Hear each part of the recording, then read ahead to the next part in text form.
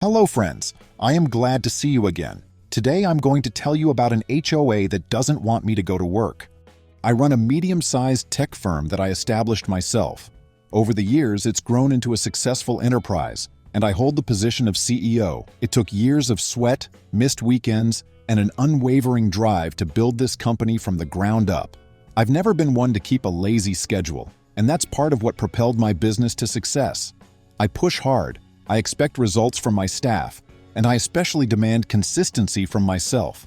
Unfortunately, my devotion to early starts has now become the center of an impossible dispute with an overreaching HOA in what was supposed to be my peaceful mountain forest hideaway. Before I dive into the chaos, let me explain how I ended up living in this quiet stretch of forested land. About 5 years ago, I decided I needed some distance from the endless bustle of city life. My business was doing well, I was financially comfortable, and I'd always dreamed of having a house tucked away in nature. I found a beautiful property in the forested hills several hours from the city where my main office is located.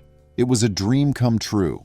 Trees lined a winding driveway that led to a classic wooden lodge, complete with its own little clearing. I spent months renovating it so I could spend most of my time there, only commuting to the city a couple of days a week to lead important meetings in person. The rest of the time, I managed things remotely. The property was and remains everything I dreamed of: quiet, peaceful, and a place where I could invite close friends for campfires under the stars. I have a deck that overlooks a small stream, which runs through the far edge of the lot. On clear nights, you can see more stars than you'd ever believe were out there. When I first moved in, I didn't even realize there was some kind of HOA associated with part of the land around the forest. The land I purchased was large enough that I had only a handful of neighbors, each quite spaced apart. Most of them minded their own business, and I was more than happy to do the same. However, it turns out that about a year after I'd settled in, the adjacent area was restructured into a managed forest community, or some label along those lines. A newly formed HOA gradually began to attempt to incorporate the entire region, claiming that properties like mine needed to abide by certain guidelines for communal harmony. Since I was relatively new to the area, I honestly didn't pay much attention to it. My slice of land was fully owned, with all permits and records clear. I didn't see a pressing need to join any association. If the rules were purely about not throwing trash in the forest or something about controlling invasive species, I was happy to do my part. But I never anticipated their incursion into my private routines. My early morning schedule has been part of my lifestyle for as long as I can remember. I wake up around 4 or 5 in the morning, depending on my meeting schedule, and I like to get a head start. This isn't me blasting music across the valley or running a chainsaw at the crack of dawn. I simply take a quick shower, walk out to my car, and drive off to the city if it's an in-person day. Sometimes I'm out the door even before the first hint of sunlight.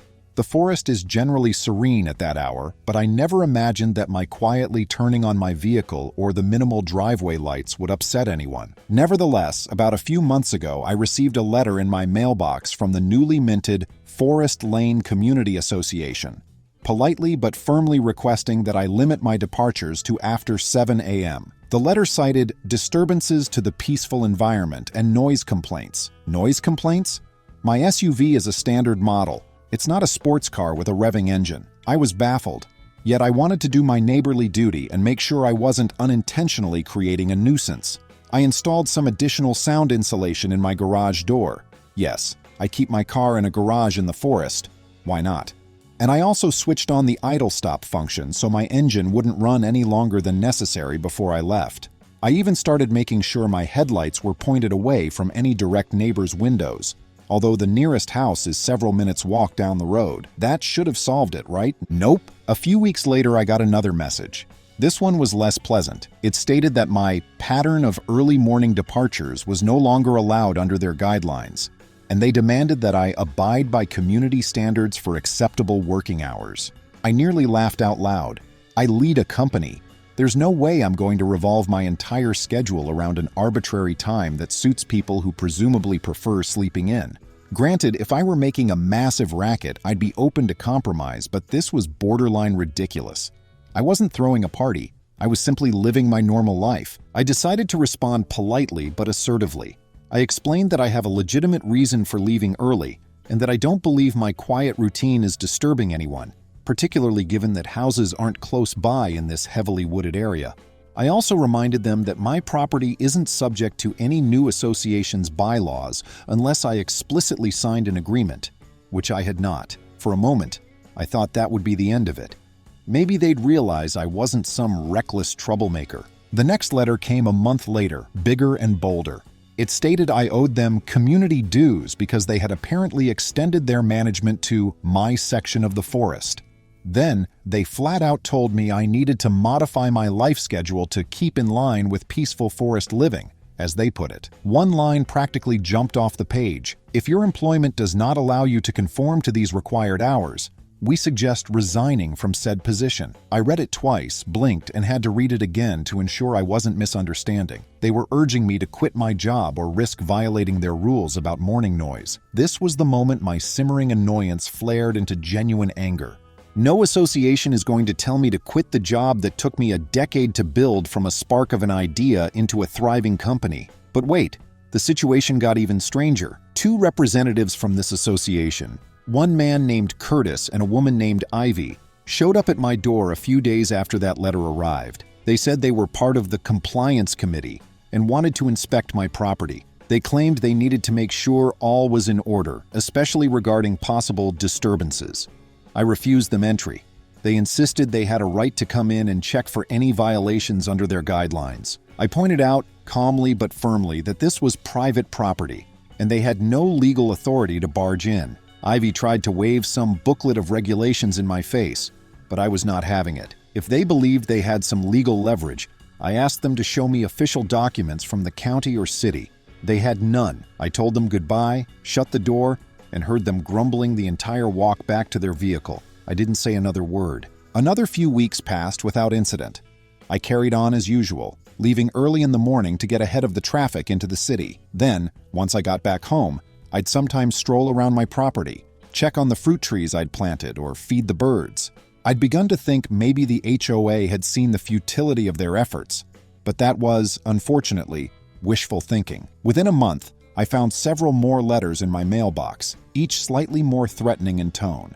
They cited made-up bylaws, insisted I was obligated to pay them monthly fees, and demanded once again that I limit or cease early departures. The final letter in that batch took it to another level by claiming they intended to fine me for non-compliance. The figure they wrote down was over $500 a day, an astronomical sum for supposedly starting my car too early in the morning.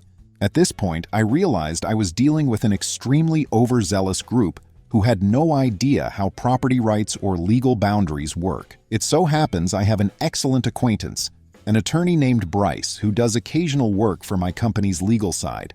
I invited him out to the property one weekend to enjoy a barbecue and also to discuss these letters. Bryce was more than happy to take a look at the documents. After scanning through the pages, he let out a low whistle. He basically said these people either lacked any real understanding of real estate law or they were bluffing to see if I'd cave. He checked the county records and found no official extension of any HOA jurisdiction to my particular parcel. Indeed, they had no legitimate legal standing to do anything. Bryce advised me to hold on to the letters and keep a log of any further contact. Then, if they tried to escalate, I would have plenty of evidence for a countersuit or at least a strong defense. Feeling more confident but still annoyed, I decided to follow Bryce's advice to the letter. Every time I received new mail from them, I filed it. Every time someone from the HOA or their committee tried to confront me in person, I made sure to note the date, time, and substance of the conversation in a journal. I also installed a simple camera above my front door, just to document any unannounced visitors. I wasn't planning to rely on it unless things got truly out of hand, but I wanted the peace of mind that came from having evidence if they tried anything beyond harassing letters. Simultaneously, another subplot was brewing. The neighbor who lived closer to the main road, whom I'll call Morris. He was an older guy, mostly pleasant, and we'd had friendly chit-chats a few times when he passed by on his way to the main highway. One morning, he flagged me down as I was driving out, calling me over to his fence. He looked worried. Apparently, the HOA had also approached him, claiming he violated some rule because he'd added an extension to his tool shed.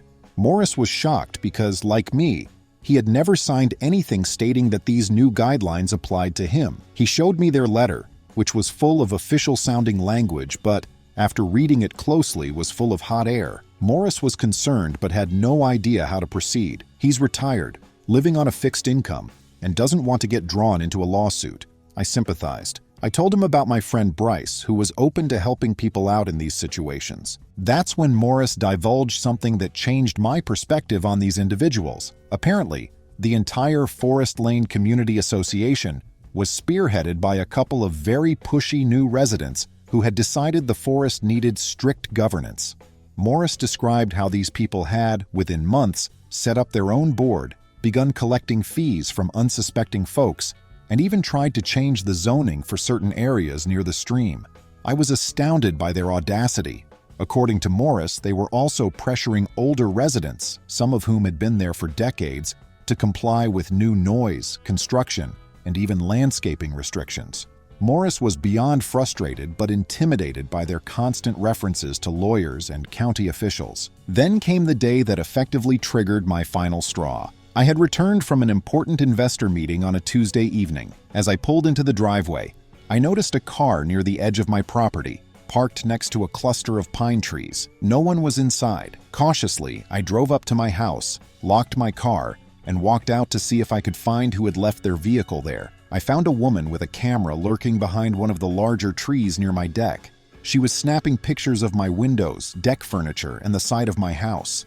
When I yelled, "Excuse me?" she jumped like she'd seen a ghost. The woman turned out to be Ivy again, the same one who had tried to barge in for an inspection a few months back. She brazenly claimed she was just documenting ongoing violations for the association. I asked what violations she believed she'd found. She said, "We believe you're doing unpermitted modifications, and we need photographic evidence." I hadn't done any modifications. The place was exactly as it had been since I completed the initial remodel. Clearly, she was just fishing for something to hold against me. I told her to leave immediately or I'd call law enforcement, as she was trespassing on my property. She shot back with something about, "This entire region is subject to HOA rules, so I have the right to do this." Enough was enough. I pulled out my phone and started dialing the non-emergency line for the local sheriff. Ivy must have realized I was serious, because she practically sprinted to her car. Before she left, she yelled something about an upcoming association hearing where they would review my violations. I told her to never come back again. I didn't say another word beyond that. I was fuming. Not only had they intruded on my property and tried to strong-arm me into quitting my job, an absolute joke, but they had now resorted to snooping around to fabricate claims of unpermitted modifications. My house might not be brand new, but it's up to code. That was thoroughly verified when I bought it and renovated it. If the HOA wanted a fight, I was prepared to give them one. Within the bounds of the law, of course. I called Bryce the following morning and told him everything that had happened. He wasn't surprised. He said that sometimes these unauthorized HOAs flourish because people don't push back.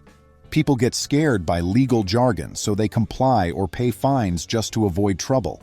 He suggested a multi-pronged strategy. First, he would formally contact the county to clarify that my parcel was outside the official boundaries of any recognized HOA.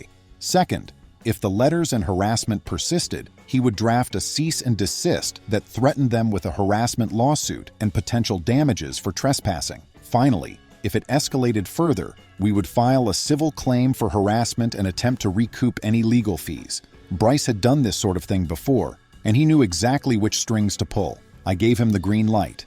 I was done playing nice. Meanwhile, I heard from Morris that the HOA had tried to fine him as well for his shed extension. He had reached out to Bryce for a consultation, and Bryce confirmed that his extension was completely legal and needed no further permission from any non-existent association. Morris was relieved, but he was also done with these busybodies. Some of our other neighbors had started forming a small alliance, sharing stories of intimidation and nonsense compliance rules. It seemed the HOA was running out of soft targets, people like Morris who might pay up just to avoid conflict. They were now going after folks who had no intention of rolling over. About a week later, a letter arrived from the HOA. It read like a summons to an official hearing at the community center, somebody's large cabin that they decided was an official place of business. The letter stated that I was required to attend or they would decide my punishment in absentia. They listed my violations as early morning departures causing peace disruption, unauthorized modifications to the property, and failing to adhere to community governance. Then the kicker: refusal to allow necessary inspection of the property. The letter ended with a threat that a lien would be placed on my house if I did not comply with these demands. I nearly tore the letter in half from sheer rage, but I decided to scan it for Bryce's records. This was crossing the line.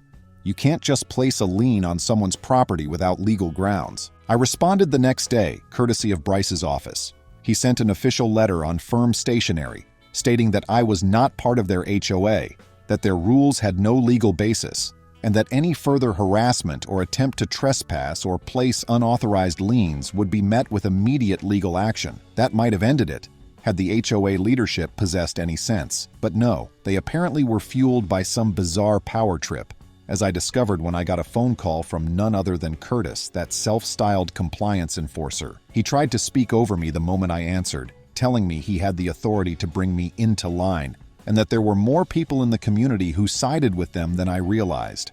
I cut him off.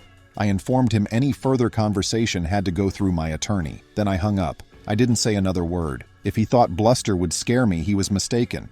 At this juncture, I was documenting everything, and Bryce had enough evidence to move forward with a harassment suit if they persisted. Another part of me suspected they wouldn't back down. These people seemed the type who thrived on the idea that they were in control of everyone in the area. Indeed, the next development was that I started receiving bills in the mail, bogus fines for my so-called violations. They were hundreds of dollars, then thousands. Each letter claimed these costs were piling up daily.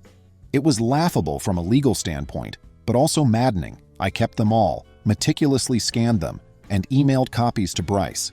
While this was going on, Morris told me he'd also been fined for that shed extension. Another neighbor, Alicia, apparently was told she was in violation for having unapproved guests over for the weekend. Every time a neighbor asked for proof of the HOA's legitimacy, they were met with vague references to articles of incorporation that no one had ever signed off on. The tension grew daily.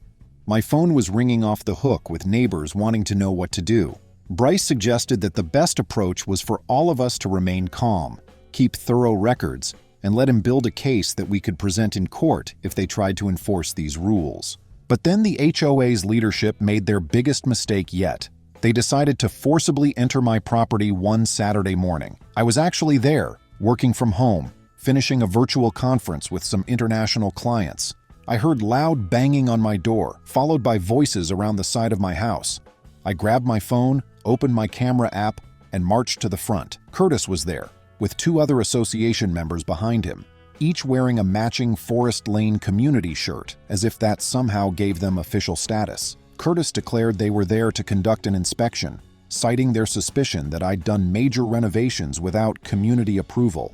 I told them in no uncertain terms that they needed to leave immediately. Curtis responded, "We have every right to be here under the authority of the HOA." I calmly reiterated that this was private property, that the county recognized no such HOA authority over my land, and that if they didn't leave, I'd call the sheriff's office. Curtis's face reddened, and one of the other members tried to push past me to get inside. I blocked him physically with my arm and repeated my demand that they leave. When they refused, I dialed the sheriff's non-emergency line on speakerphone. The dispatcher asked for details, and I calmly explained that I had trespassers claiming to be part of an HOA that had no legal right to inspect my property. That was apparently enough. I overheard Curtis and the others muttering that they didn't need this kind of trouble, and they left with a final threat that they would be imposing heavy fines if I didn't comply. I said nothing more. I simply recorded the entire incident on my phone. This was the final push I needed to let Bryce off the leash. He filed a lawsuit on my behalf, citing trespassing, harassment, and emotional distress. He also filed on behalf of Morris, who was fed up with the repeated demands for money and intimidation attempts. Alicia joined in too, adding her own account of how she was threatened with fines for having guests. Our attorney carefully laid out how the so-called HOA had no legitimate contract with any of us, no authority to enforce any rules, and no recognized jurisdiction over our properties. The relief we sought included a permanent injunction prohibiting them from entering our land or claiming any authority over us. We also sought damages for the time, stress, and resources wasted in dealing with their nonsense. Over the course of several weeks, more neighbors joined in, each with their own grievances. Some had been living under the radar, paying the dues just to avoid confrontation, but as soon as they learned about the lawsuit, they realized they likely had a chance at recovering that money and stopping the harassment altogether. People began to compare notes, and it became evident that this association had pocketed quite a bit of money. They had no official ledger, no transparency about where the funds went, just the repeated threats of fines and property liens if people refused to pay. The crowd of neighbors was growing impatient and angry. The so-called HOA leaders must have realized the tide was turning against them. They tried to file a countersuit, claiming libel and defamation, but they had no evidence of any untrue statements. The entire fiasco dragged on in legal wrangling for some time, but ultimately, the day of reckoning arrived. We were set to appear in a county court hearing, where a judge would decide whether this association had any legal standing or if their demands amounted to unlawful harassment. Most of my neighbors who were part of the lawsuit showed up at the hearing. We had compiled an avalanche of letters, copies of fines, videos of trespass attempts, everything. The association's board, Curtis, Ivy, and a few others, showed up looking smug. However, as soon as the judge started reviewing the documents and asked on what basis they claimed they had authority over land that had never, in any official capacity, been designated part of the HOA, their expressions began to falter. Curtis attempted to claim that my deed and the deeds of my neighbors included language about membership in any future association established in the region. That was a complete fabrication. Bryce, armed with the actual deeds obtained from the county, proved that no such language existed. The judge was visibly unimpressed with the association's shifting explanations, especially when it came to the intimidation tactics they had used. Ivy tried to rationalize her trespassing by saying she feared environmental harm if I had done unapproved renovations. The judge didn't buy it. We had photos, times, and dates. The trespassing was indisputable. A highlight of the hearing was when the judge asked them point blank if they had any recognized contract or signature from me or from the other plaintiffs that explicitly agreed to abide by the HOA's bylaws. They squirmed in their seats, eventually admitting they had none. In fact, they had never even produced a legitimate set of bylaws that adhered to state or county regulations. They had simply typed up a bunch of rules and started distributing them as if they were enforceable law. That led to a swift conclusion from the bench. The judge granted our request for a permanent injunction, which barred the association from attempting to access our properties or impose any sort of fines or liens. The judge also awarded damages to cover our legal costs, plus a bit extra for the stress and harassment. In the end, this rogue HOA was left licking its wounds, faced with the prospect of reimbursing thousands of dollars they had collected illegally from unsuspecting residents, not to mention our attorney fees. By the time all was said and done, their entire operation collapsed. I later learned through some neighbors that Curtis and Ivy had to put their own homes on the market to cover the legal costs associated with all these lawsuits. Whether that was strictly due to the lawsuit or other financial troubles, I can't say for sure, but I suspect it was a direct consequence of their misguided attempt at controlling everyone. They had tried to extend power they never possessed. Now they were paying the price. In the aftermath, life in the forest returned to its usual calm. I still leave early in the morning when needed, and I still run my company exactly how I see fit. No one dares to come around scolding me about my schedule anymore. Morris continues tinkering in his shed, adding little improvements here and there. Alicia invites friends over for weekends without someone peeping through the bushes. The few neighbors who had paid dues or fines for a while are working with Bryce to see about recouping their losses from that defunct organization. Nothing is guaranteed, but we're hopeful they'll eventually get some of that money back. Since then, I've hired a property management service to help maintain my land when I'm away. Not because I need to keep up with some non-existent HOA standards, but because I enjoy having my forest retreat stay in pristine condition. And I also added a few more security cameras, not for show, but for my own peace of mind. If I ever catch anyone skulking around again, I want them on record from the moment they step foot onto my driveway. However, I doubt we'll have any further trouble. News of the legal blow the Forest Lane Community Association suffered seems to have spread like wildfire, discouraging any new self-appointed officials from trying something similar. A surprising consequence of all this was how it brought me closer to my neighbors. Before, I'd kept to myself, occasionally chatting with them but never forging close friendships. After we collectively took on this fake HOA, I realized the sense of unity that can emerge when a community bonds together to resist a common threat. Now Morris and I talk about gardening tips, and Alicia sometimes invites me to her cookouts. Another neighbor, Grant, who initially had a short temper about me leaving so early, came over one afternoon to apologize. He had never actually complained. He just mentioned in passing to Curtis that he noticed my car lights in the early mornings. Curtis twisted that into a formal complaint. Grant was livid that his innocent remark was weaponized against me. As for the punishment that befell the main instigators, it came in layers. They lost their attempt to form a recognized HOA, got slapped with legal fees, were forced to refund money to multiple neighbors, and their personal reputations in the region took a massive hit. They had moved into the forest, hoping to shape it into their ideal, tightly controlled neighborhood. Instead, they ended up facing lawsuits and the scorn of an entire community. I heard Curtis tried to salvage his standing by claiming he only wanted to preserve the serene environment. No one bought that. We all knew he wanted power, and we refused to hand it over. Throughout it all, I never once considered giving up my livelihood. The notion that an HOA could pressure me to resign from the position I poured my life into still makes me chuckle when I think about it. That job is more than a paycheck. It's my passion, my creative outlet, and my biggest accomplishment. And yes, it sometimes means I get up at the crack of dawn to catch an early meeting or beat the commuter traffic. But that's my choice, on my land, living a life I built for myself. Even though the battle is essentially over, I keep my guard up. I know that occasionally groups like these don't truly disband.